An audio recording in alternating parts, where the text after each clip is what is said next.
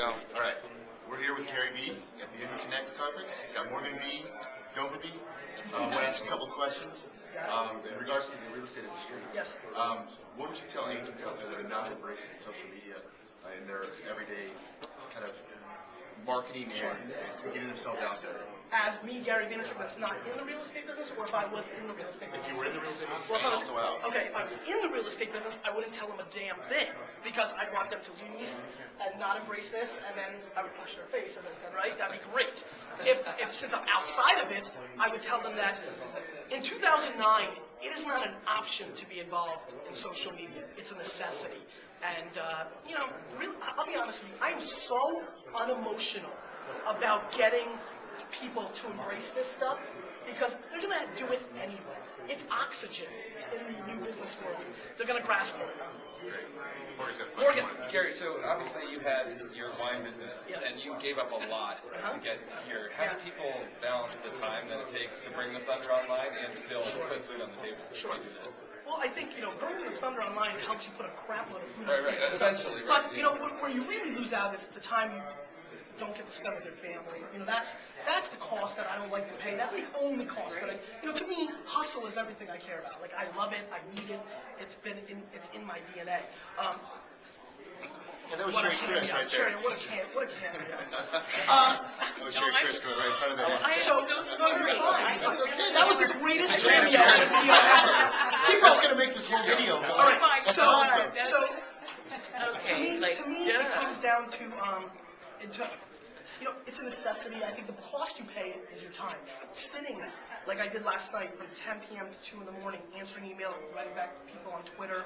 That's a heavy cost. That could be watching a movie with my wife, focusing on my other businesses. There's a lot of things that you give up. But once you achieve that personal brand hump, there's so many rewards. On the flip side, I needed a Rails coder yesterday, and I Twittered it out, and I had 700 people willing to code for me for free, and it saved me $2,000.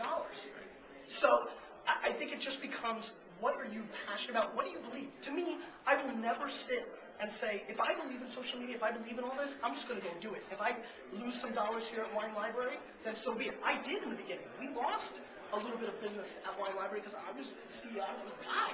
So we took a big step backwards. But now we have people traveling from Arkansas, 9-hour drives just to shop at Wine Library because they want to see my couch that I take my show on. So it's about very classic investing in your future, right? I mean, it's not there's nothing complicated. The complicated factor is that most people don't want to put in the hustle. Most people don't or can't because of I don't have kids yet. I mean, there's a lot of things. Can't or don't want to put in the 12 to 17 to 20 hours a day consistently every day that it takes to achieve. But I want to buy the New York Jets, right? I mean, that's $1 billion play in my mind. That's going to cost me all that stuff. If you want a vacation home and fishing for the month of August, it's not going to cost you as much. It all depends. You got to look yourself in the mirror and say, what the heck do I want to do for my life? Awesome. Well, last question we got is, Guy Kawasaki has obviously embraced Twitter beyond what I ever thought he would too. Okay. What are your feelings about Twitter, and how do you think it could help the real estate industry specifically in not only building your brand, building your community, but also selling homes? Twitter sells stuff. I mean, Twitter sells stuff because it's people in that world. But Twitter gets a lot of credit for being the tool of the month. I mean, Ed, who created Twitter, he's sold his companies twice. He's a young guy that's made a lot of money selling companies to Google.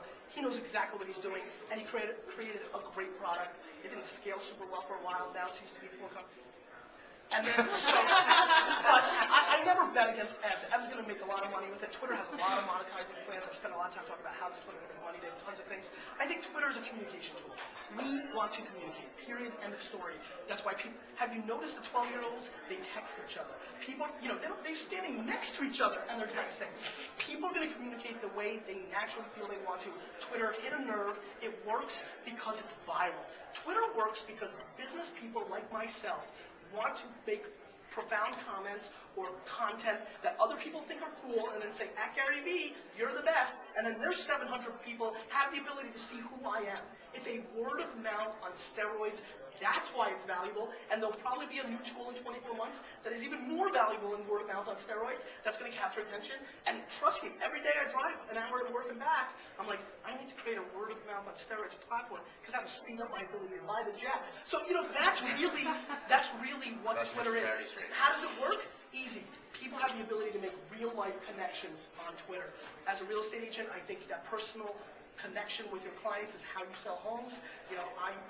When I bought my apartment in New York City, I went with somebody I knew, a friend. I knew that's how it works. The ability to create more friends is an ability for you to sell more homes. It's not complicated, and it's very, a lot of people poo-poo it. They're wrong, and a lot of people overhype it. They're wrong. Somewhere in between. It's never as good, like you said, never as good as never as bad. Same thing probably with Twitter. It's a word of mouth on steroids. That's why it works for business people. Awesome, man. Gary Vaynerchuck. Thank you. WineLibraryTV.com. Check out the show. All right, man. Thanks, Gary. Good to see you.